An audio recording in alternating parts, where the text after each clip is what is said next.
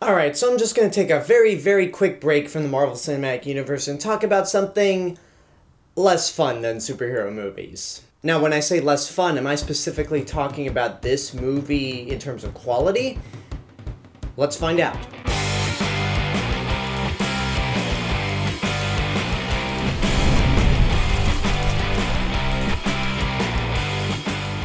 So this is 5 Feet Apart, and it tells the story about two teenagers in a hospital that are suffering through cystic fibrosis. They start out the movie not too fond of each other, not really liking each other, but then they decide to endure these treatments together, and they start to form a romantic bond, and you could probably tell where things are going to go from here. So out of all the movies that were coming out this weekend, this is probably the only one that I had any curiosity about. Captive State honestly just didn't look that interesting to me, and Wonder Park looked terrible. And really, I only had time to see one new movie, and I decided to pick this one. And I gotta say, from seeing the trailers, I felt like this movie was going to be incredibly predictable. Like, I could probably pinpoint where this movie was gonna go. And when I saw the movie, I was right. And not only is it predictable, but it's just filled with so many cliches that it's almost like they had a checklist out and just marked off every cliche you'd find in a teen romantic drama. So let's see, we need to have the movie start out with these two characters not liking each other. Check. We need the gay best friend. Check. We need a tragic moment in this movie. Check. We need the divorced parents. Check. Like, it's just filled with so many cliches that I'm like, you gotta be kidding me with some of these. And also, this movie is just filled with so many sappy scenes. Something you'd find out of a Hallmark movie.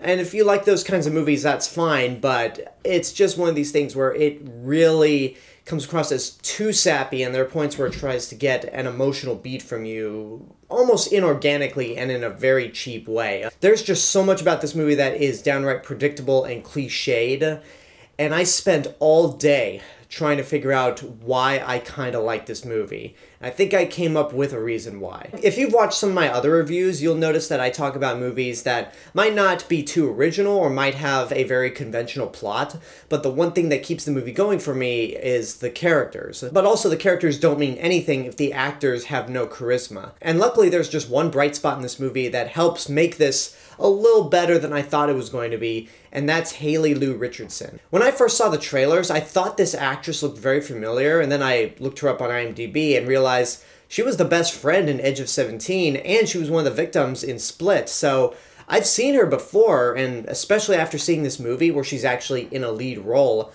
I thought to myself, why isn't she getting more work? She's obviously talented, and she's the only actor in this movie that's actually bringing something to this movie. It's not super spectacular, but she is good enough and she's charming enough to where I actually found myself interested in this movie and never wanting to leave. I even thought that she had some good chemistry with Cole Sprouse.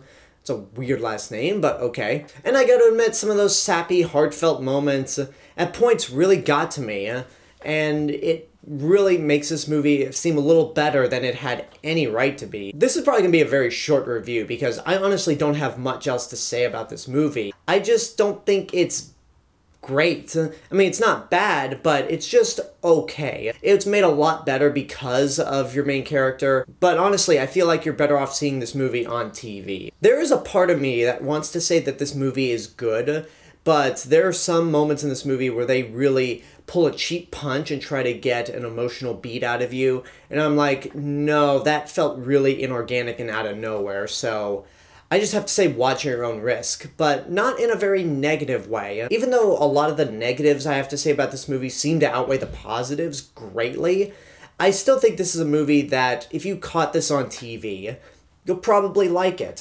It's not worth seeing in the theater, but this is one of those movies that was made for TV. And I've given a handful of movies this rating right here, watch at your own risk, but set it in a positive light, and this is one of those movies. The only person that can really know if you're gonna like this movie is you. Again, my only recommendation is that you don't see in the theater, but if you saw the trailers and you don't mind waiting until this comes on TV, then you could probably like it. If not, then skip it. And that's really all I have to say about this movie. It has some emotional moments that are effective. Your lead actress is very good and excels in this movie, but everything else just ranges from okay to forced to very unsubtle. So again, not a strong recommendation, but if you caught this movie on TV, you might enjoy it. And that's my review for 5 Feet Apart. I hope you enjoyed it. Now I want to hear what you guys have to say about the movie. If you've seen it, what'd you think? If you haven't seen it, do you even plan to see it? Let me know in the comments below. And until next time, I hope you enjoyed this review. Don't forget to subscribe to the channel, give this video a like, and of course leave a comment. Don't forget to support my Patreon page, follow me on social media, and until next time, this is the Real Mr. Robinson telling you